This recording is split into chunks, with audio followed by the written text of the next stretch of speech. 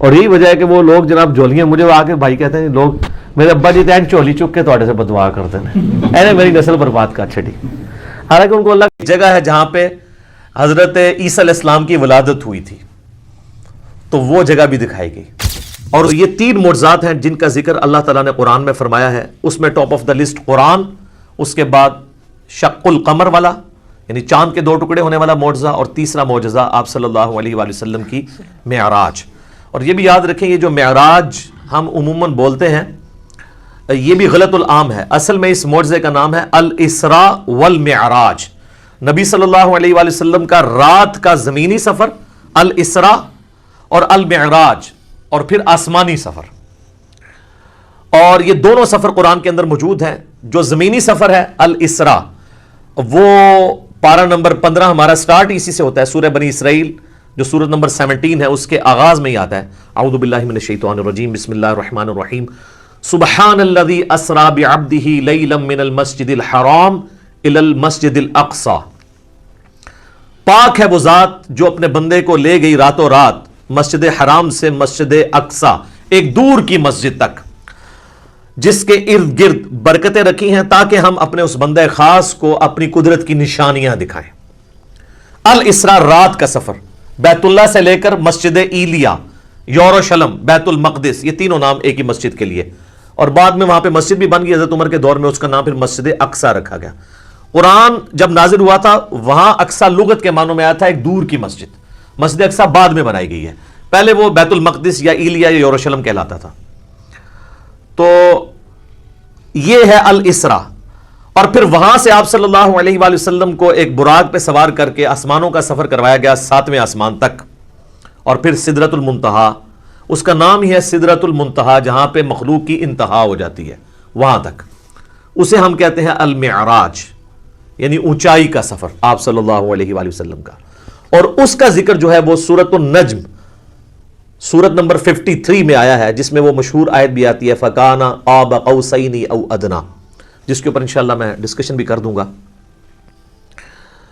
یہ یاد رکھیے گا میرے بھائیو, الاسراء والمعراج یہ پیورلی آپ صلی اللہ علیہ وآلہ وسلم کا جسمانی پلس روحانی سفر ہے. یہ کوئی خواب کا واقعہ نہیں ہے, کوئی روحانی ایکسپیرینس نہیں ہے.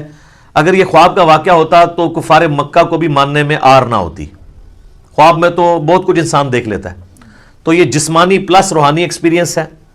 اور اس کے ساتھ یہ بھی یاد رکھنا ہے کہ اس کا موڈ برزخی ہے, یعنی اس کو اس دن کوئی دیکھ کے آبزرو نہیں کر سکتا تھا, الا یہ کہ اللہ نے کوئی ایک خاص منظر کسی کو دکھا دیا, وہ الگ بات. ورنہ یروشلم میں آلموسٹ 1 لاکھ کے قریب انبیاء جمع ہوئے, صحیح مسلم میں آتا ہے.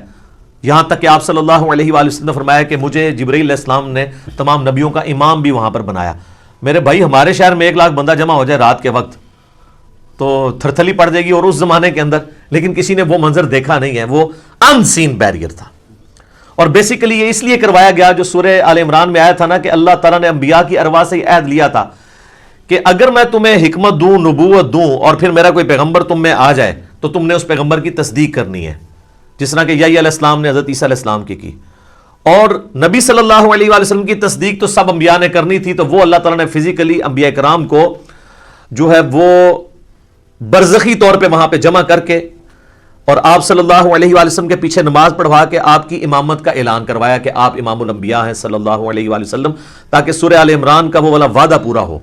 وہ بڑا سٹرکٹ وعدہ ہے, اس میں یہاں تک الفاظ ہیں کہ مجھ سے یہ عہد کرو کہ جب میرے پیغمبر آئیں گے تم ان پر ایمان بھی لاؤ گے, ان کی مدد بھی کرو گے, اور میرے ساتھ یہ بھاری ذمہ اٹھاؤ, میں بھی تمہارے ساتھ گواہوں میں شامل ہوتا ہوں, اور اب بھی اگر کسی نے اس عہد کو توڑا تو وہ فاسقوں میں شمار ہوگا. یہ اتنے سخت الفاظ انبیاء کرام علیہ السلام کے بارے میں اللہ تعالیٰ نے ارشاد فرمائے. تو یہ برزخی اس کا موڈ تھا. سورہ بنی اسرائیل کی آیت نمبر 60 میں آتا ہے نا کہ ہم نے نبی صلی اللہ علیہ وآلہ وسلم کو جو منظر دکھایا تھا. اب وہاں پہ جو رؤیا کا لفظ استعمال ہوا ہے نا, وہ کہتے ہیں خواب کے لیے استعمال ہوتا ہے, حالانکہ عربی میں رؤیا آنکھوں سے دیکھنے والے منظر کے لیے بھی یہ لفظ استعمال ہوتا ہے. بال ابن عباس کا قول امام بخاری اسی آیت کو ہیڈنگ بنا کے لے کے آئے ہیں سورہ بنی اسرائیل آیت نمبر 60 کے, اور ابن عباس کہا کرتے تھے کہ نبی صلی اللہ علیہ وآلہ وسلم کو جو یہ منظر دکھایا گیا جو کافروں کے لیے فتنہ بن گیا, قرآن کی آیت ہے. فتنہ کیوں بنا میرے بھائی؟ اگر خواب کا منظر ہوتا تو کیوں کافروں کے لیے فتنہ بنتا؟ وہ تو مان لیتے ہیں کہ خواب میں تو کچھ بھی ہو سکتا ہے، فتنہ بنے اس لیے کہ وہ فزیکل کلیم تھا۔ تو ابن عباس کا قول ہے صحیح بخاری میں کہ یہ منظر جو دکھایا گیا یہ نبی صلی اللہ علیہ وآلہ وسلم نے اپنی جسم کی آنکھوں سے دیکھا تھا، دل کی آنکھوں سے نہیں۔ دل کی آنکھوں سے مراد ہوتا ہے خواب میں، اور جسم کی آنکھوں سے مراد فزیکلی یہ دیکھنا ہے۔ میرے بھائیو، الاسراء والمعراج میں آپ صلی اللہ علیہ وآلہ وسلم کو کئی ایک مناظر دکھائے گئے، جو سورہ بنی اسرائیل کی آیت نمبر 7 جو آیت نمبر سٹارٹ میں 1 ہے، سورت نمبر 17، لِنُرِيَهُ مِنْ آیاتنا، تاکہ ہم اپنے بندے کو اپنی نشانیوں میں سے نشانیاں دکھائیں۔ وہ نشانیاں کون سی تھیں؟ ان پہ میں بولوں تو میرے بھائی تقریباً 3-4 گھنٹے اور لگ جائیں گے۔ میں آپ کو موٹی موٹی باتیں بتا دیتا ہوں جو بخاری اور مسلم میں آئی ہیں کہ آپ علیہ السلام کو کیا کچھ دکھایا گیا۔ نمبر 1 سٹارٹ ہوا شق الصدر سے، آپ علیہ السلام کا سینہ چاک کیا گیا، بخاری مسلم میں آتا ہے، اور جنت سے سونے کا تشت لا کے آب زمزم کا پانی ڈال کے جبرائیل علیہ السلام نے نبی علیہ السلام کا دل جو ہے وہ دھویا۔ نمبر 2 آپ صلی اللہ علیہ وآلہ وسلم کو، چونکہ آپ مکے میں تھے، ابھی مدینہ آپ نے جانا تھا، راستے میں ایک شہر میں اتارا گیا اور جبرائیل نے کہا کہ یہ طیبہ ہے، مدینہ جو آپ کا مسکن عنقریب بننے والا ہے ہجرت کے بعد۔ حضور کو اس وقت تک نہیں پتا تھا کہ یہاں سے تو میری دعوت جو ہے وہ ایسی لانچ ہوگی کہ رومن اور پرشین امپائر بھی کچھ نہیں جائیں گی۔ نمبر 3 پھر آپ کو کوہ طور پہ لے جایا گیا، انبیاء کے مقامات پہ، سب سے پہلے نبی علیہ السلام کا اپنا مسکن، اس کے بعد پھر طور سینہ کے اوپر، اور کہا گیا کہ یہ وہ ہے جہاں پہ اللہ تعالیٰ نے حضرت موسیٰ علیہ السلام سے کلام کیا تھا۔ نمبر 4 بیت اللحم لے جایا گیا، بیت المقدس میں ایک جگہ ہے جہاں پہ حضرت عیسیٰ علیہ السلام کی ولادت ہوئی تھی، تو وہ جگہ بھی دکھائی گئی۔ اور اس کے بعد صحیح مسلم میں آتا ہے قبر موسیٰ دکھائی گئی۔ نبی علیہ السلام کہتے ہیں میں نے سرخ ٹیلے کے پاس موسیٰ علیہ السلام کو ان کی قبر میں نماز پڑھتے ہوئے دیکھا، اور اگر میں گزروں میں تمہیں وہ قبر بھی دکھا سکتا ہوں۔ وہ قائم یصلی فی قبری، وہ کھڑے اپنی قبر میں نماز پڑھ رہے تھے، لیکن یہ معاملہ ہے برزخی، حیات انبیاء کے اوپر یہ ثبوت ہے لیکن برزخی معاملہ۔ اس کے بعد آپ صلی اللہ علیہ وآلہ وسلم کو بیت المقدس میں انبیاء کی امامت کروائی گئی، 1,00,000 کے قریب پیغمبروں کو جمع کیا گیا، اور جبرائیل علیہ السلام نے کہا کہ آپ ان کی امامت کروائیں، یہ صحیح مسلم میں آتا ہے۔ اچھا، پھر دجال دکھایا گیا، یہ بھی آتا ہے بخاری مسلم میں، دجال بھی دکھایا گیا۔ پھر آپ علیہ السلام کو آسمانوں کی سیر کروائی گئی، پہلے آسمان پہ آدم علیہ السلام سے ملاقات ہوئی، دوسرے پہ حضرت یحییٰ اور عیسیٰ سے، تیسرے پہ یوسف علیہ السلام سے، چوتھے پہ ادریس علیہ السلام سے، پانچویں پہ ہارون علیہ السلام سے، چھٹے پہ موسیٰ علیہ السلام سے، اور ساتویں پہ ہمارے جد امجد سیدنا ابراہیم خلیل اللہ علی نبینا علیہ الصلوۃ والسلام سے ملاقات ہوئی۔ اس کے بعد آپ علیہ السلام کو جنت اور دوزخ بھی دکھائی گئی، ٹائم میں ٹریول کروا کے جو مستقبل کا وقت تھا وہ پہلے دکھا دیا گیا۔ لوگ کہتے ہیں ابھی تو لوگ دوزخ اور جنت میں پہنچے نہیں، تو حضور نے کیا دیکھا؟ بھائی اللہ نے وقت، اور آپ یہ دیکھ لیں یہ سب کچھ منظر کتنے زمانے میں طے ہوا ہوگا، لیکن ایک رات میں سب کچھ ہو گیا۔ صرف بیت المقدس اور خانہ کعبے کے درمیان جو فاصلہ ہے اس زمانے میں 40 دن کی مسافت تھی، وہی نہیں طے ہو سکتی تھی۔ اللہ اکبر۔ اس کے بعد بیت المعمور دکھایا گیا، بخاری مسلم میں آتا ہے، 7ویں آسمان کے اوپر اسی خانہ کعبہ کی سیدھ میں ایک گھر ہے جس کا طواف فرشتے کرتے ہیں، بیت المعمور، وہ دکھایا گیا۔ اور سب سے بڑھ کے آپ کو سدرۃ المنتہا تک لے جایا گیا، یہ آخری حد ہے، زمین سے جتنی مخلوقات ہیں یا فرشتے ہیں وہ بھی سدرۃ المنتہا سے آگے نہیں جا سکتے، اس کا نام ہی ہے انتہا، مخلوق کی انتہا ہے۔ اور سدرۃ المنتہا ہی پہ اللہ تعالیٰ کی ملاقات ہوئی اپنے محبوب علیہ السلام کے ساتھ، اور سورۃ النجم میں اس کا ذکر ہے، وہاں پہ اللہ تعالیٰ نے وحی بھی کی آپ علیہ السلام کو۔ صحیح مسلم میں آتا ہے کہ 3 چیزیں آپ کو وہیں پہ عطا ہوئیں۔ نمبر 1 5 نمازیں، وہ ڈیٹیل بخاری مسلم میں آتی ہے کہ 50 تھی، کم ہوتے ہوئے موسیٰ علیہ السلام کے پاس جب وہ آتے تھے نا چھٹے آسمان کے اوپر، تو کہتے تھے حضرت زیادہ ہیں، کم کروائیں، ایک پھیرے ہی بس اور لگڑا سی، وہ کون ہی لگیا، ورنہ وہ 5 کم ہوتے 5 تک رہ گئی۔ پھر اس میں الفاظ ہیں بخاری مسلم میں، اللہ نے کہا کہ میرا قول بھی نہیں بدلے گا، تمہاری امت پڑے گی 5، سورۃ الانعام میں ہے کہ ایک نیکی 10 کے برابر ہے، تو میں ان کو ثواب 10 کا ہی دوں گا، ایک کے بدلے 10 کا، تو نمازیں 50 کے ہی ثواب ملے گا 5 کے گیس بھی۔ دوسرا تحفہ دیا گیا سورۃ البقرہ کی آخری 2 آیات، صحیح مسلم میں آتا ہے، آمن الرسول بما انزل الیہ من ربہ والمؤمنون۔ سر یہ 2 آیات وہ ہیں جو اس دنیا میں نازل نہیں ہوئی ہیں، آسمانوں پہ نازل ہوئی ہیں، آسمان سے آسمانوں پہ ہی، نبی علیہ السلام کے مبارک سینے پہ۔ اور صحیح مسلم میں آتا ہے کہ تیسری چیز جو آپ کو دی گئی کہ آپ کا جو کوئی امتی شرک نہیں کرے گا نا، میں اسے معاف کر دوں گا. اور نبی اسلام نے کیا شب معراج اللہ تعالیٰ کو دیکھا تھا یا نہیں؟ اب اس کا جواب ہاں یا نہ میں دینا تو بہت بڑی آزمائش ہے مسلمانوں کے لیے. جب تک کہ آپ پورا مقدمہ ان کو نہیں سمجھاتے. تو آپ اس پورے مقدمے کو سمجھیں گے تو آپ کے لیے معاملہ آسان ہو جائے گا. اس کی وجہ یہ ہے کہ یہاں پہ فرقہ واریت کا دین ہے, جس کو میں بابوں کا دین کہتا ہوں. اور آپ سے بار بار کہتا ہوں کہ مرنے سے پہلے اے مسلمان کر لے اس پہ غور. کتابوں کا خدا اور ہے, بابوں کا خدا اور. پوری امت کا یہ عقیدہ ہے کہ مرنے سے پہلے اس روئے ارض پہ اللہ تعالیٰ کا دیدار کسی انسان کو, کسی جن کو, کسی فرشتے کو یا کسی بھی مخلوق کو ہونا محال ہے, امپاسبل ہے. یہ مقدور نہیں ہے, محال ہے. اس کے ثبوت میں سورۃ الانعام کی آیت نمبر ہے 103, لا تدرکہ الابصار, نگاہیں اس کا احاطہ نہیں کر سکتی, وہ نگاہوں کا احاطہ کر لیتا ہے. پریکٹیکل ایکسپیرینس سورۃ الاعراف کی آیت نمبر 143, جب موسیٰ علیہ السلام نے کوہ طور پہ ملاقات کے دوران کہا اے اللہ میری خواہش ہے میں تجھے دیکھوں. اتنی دفعہ باتیں سن سن کے اگلا سٹیپ بھی بندہ طے کرتا ہے نا. تو اللہ نے کیا فرمایا تھا, لن ترانی, ہرگز نہیں دیکھ سکتا تو مجھے, بلکہ تو پہاڑ کی طرف دیکھ, اگر یہ پہاڑ اپنی جگہ پہ قائم رہا تو سمجھنا تو مجھے دیکھ سکتا ہے. تو قرآن کے الفاظ ہیں پہاڑ پہ اللہ نے صرف تجلی کی تو وہ ریزہ ریزہ ہو گیا, اور موسیٰ علیہ السلام انڈائریکٹ وہ تجلی دیکھنے سے بے ہوش ہو کے گر پڑے. اور اس کے بعد ان کا اللہ میں تیرے طرف رجوع لاتا ہوں, اب دوبارہ میں یہ بات نہیں کروں گا. تو اگر موسیٰ علیہ السلام کو زیارت نہیں ہو سکتی اللہ تعالیٰ کی اس دنیا میں, تو موسیٰ علیہ السلام سے بڑھ کے تو کوئی بھی نہیں ہو سکتا. تو اب اگر موسیٰ علیہ السلام کے سوا کوئی شخص یہ دعویٰ کرے کہ اس نے اللہ کو دیکھا ہے, تو پھر ہم اسے غلام القادیانی کا بھائی کہیں گے نا, جس طرح اس نے جھوٹا دعوے نبوت کیا. یہ کم از کم اسے کہنا چاہیے کہ تو جھوٹ بولتا ہے, یا تو پھر یہ کلیم کرتا ہے کہ تو مسلمان ہو کے موسیٰ علیہ السلام سے بڑا مرتبہ رکھتا ہے, حالانکہ موسیٰ علیہ السلام تو اولو العزم پیغمبروں میں سے ہے. اچھا, اس حدیث میں 7356 میں آتا ہے کہ نبی علیہ السلام نے فرمایا کہ وہ خدائی کا دعویٰ کرے گا دجال, یاد رکھو تم میں سے کوئی شخص اپنے رب عز و جل کو نہیں دیکھ سکتا یہاں تک کہ اسے موت آ جائے. یہ الفاظ ہیں. کیا مطلب؟ کہ مرنے سے پہلے کوئی اللہ کو نہیں دیکھ سکتا, مرنے کے بعد دیکھیں گے انشاءاللہ. انشاءاللہ. تو مرنے سے پہلے آپ نہیں دیکھ سکتے, تو آپ بھی مرنے سے پہلے ہے مسلمان, کر لے اس پہ غور. کتابوں کا خدا اور ہے, بابوں کا خدا اور. والمعراج, الاسراء کہتے ہیں رات کے سفر کو, جو نبی علیہ السلام کو, اور اسی کے نام پہ سورت بھی ہے سورۃ الاسراء.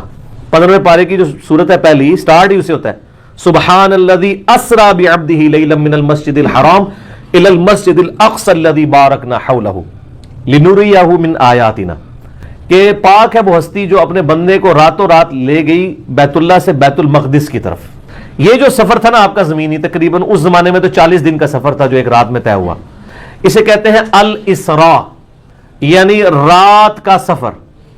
رات, ٹھیک ہے آپ لوگ نکلے. الاسراء رات کا سفر.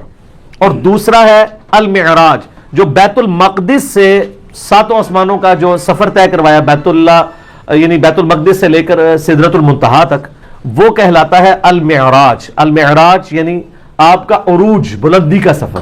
تو یہ معجزے کا پورا نام ہے الاسراء والمعراج, یعنی نبی صلی اللہ علیہ وآلہ وسلم کا زمینی سفر بیت اللہ سے لے کر بیت المقدس تک, اور آسمانی سفر بیت المقدس سے لے کر سدرۃ المنتہا تک. تو یہ معجزہ. باقی رہا اس کا رجب کے مہینے میں ہونا, اس کے بارے میں تو کوئی ثبوت نہیں ہے کہ کس مہینے میں ہوا. البتہ بخاری مسلم میں درجنوں احادیث موجود ہیں اس معجزے کے اوپر, ڈیٹس کوئی نہیں آئی ہیں. تو یہ بال کوئی انہوں نے خود جوڑ جاڑ کے کر لیا ہوا ہے, چلو وہ تو ہمیں اس سے کوئی اختلاف نہیں ہے, اور اگر کوئی جلسے بھی کرتا ہے کوئی اختلاف نہیں ہے. اس جلسے میں کہانیاں نہ بیان کریں, قرآن و سنت سے آپ جو معراج کا واقعہ ہے وہ بیان کریں. میں نے 3 لیکچرز معراج کے اوپر دیے تھے, آلموسٹ 6 گھنٹے کی گفتگو ہے وہ. مسئلہ نمبر 126ABC, تو وہ ظاہر اب 6 گھنٹے تو میں واقعہ معراج نہیں آپ کو بیان کر سکتا. ایک بلو پرنٹ ہی میں نے بیان کر دی ہے, باقی ڈیٹیلز اس لیکچر میں دیکھیں آپ, تو آپ کو ایک ایک جگہ پر یعنی پتہ چلے گا کہ نبی علیہ السلام کو بیت اللہ سے لے کر بیت المقدس تک کون کون سی جگہ راستے میں دکھائی گئی. مسلم شریف میں آتا ہے میں نے موسیٰ علیہ السلام کو قبر میں نماز پڑھتے ہوئے دیکھا, اور سرخ ٹیلے کے پاس میں ان کی قبر بھی تمہیں دکھا سکتا ہوں. پھر بیت المقدس میں صحیح مسلم میں بخاری میں ڈیٹیل آتی ہے کہ انبیاء کرام کے ساتھ آپ کی ملاقاتیں کروائی گئی. لیکن یہ چیز کوئی عام آدمی آبزرو نہیں کر سکتا تھا, یعنی یہ غیبی پردے میں سب کچھ ہوا ہے. حتیٰ کہ صحیح مسلم میں آتا ہے کہ جب امامت کا وقت آیا تو جبرائیل نے مجھے آگے کیا, میں نے تمام نبیوں کی امامت کروائی.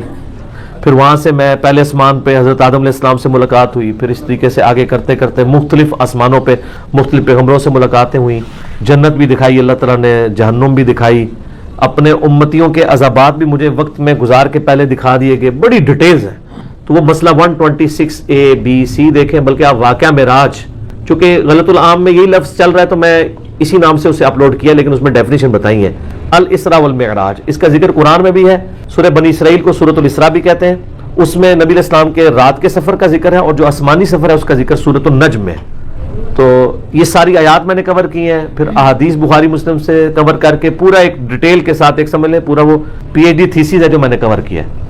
پھر اس میں جتنے اختلافی موضوعات ہیں, خصوصاً اللہ تعالیٰ کے ساتھ جو ملاقات والا معاملہ ہوا ہے جس کے اوپر کئی ایک رائے پائی جاتی ہے, اس کو میں نے ڈیٹیل سے کور کیا ہے.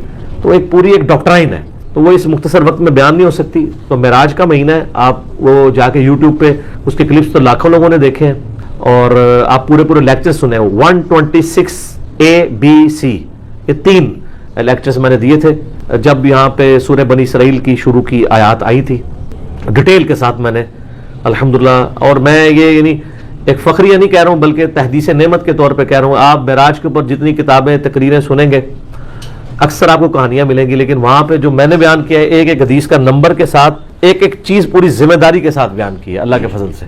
اور میں نے یہ بھی بتایا کہ کن لوگوں نے بغیر ذمہ داری کے کہانیاں کرائی ہیں, وہ کہانیاں بھی ایکسپوز کی ہیں, کیونکہ ہم تو انجینئرنگ بھی ساتھ ساتھ کر رہے ہوتے ہیں نا. دین صرف اس چیز کا نام نہیں ہے کہ آپ صحیح چیز لوگوں کو بتائیں, دین اس چیز کا بھی نام ہے کہ غلط چیز بھی بتائی جائے.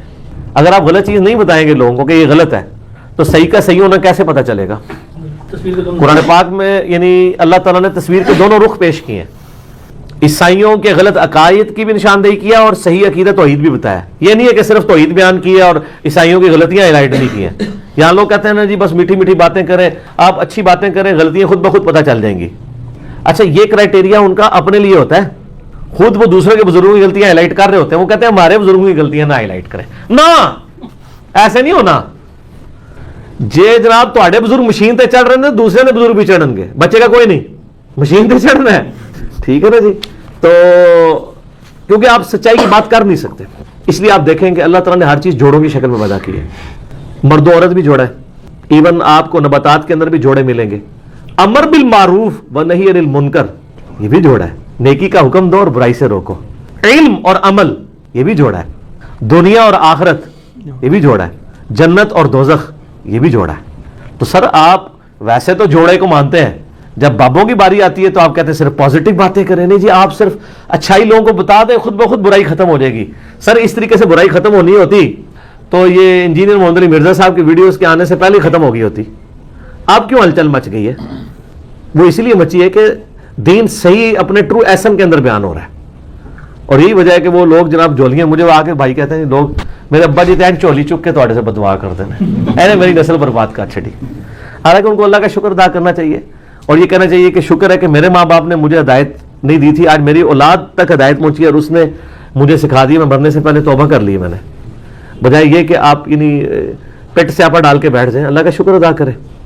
ٹھیک ہو گیا.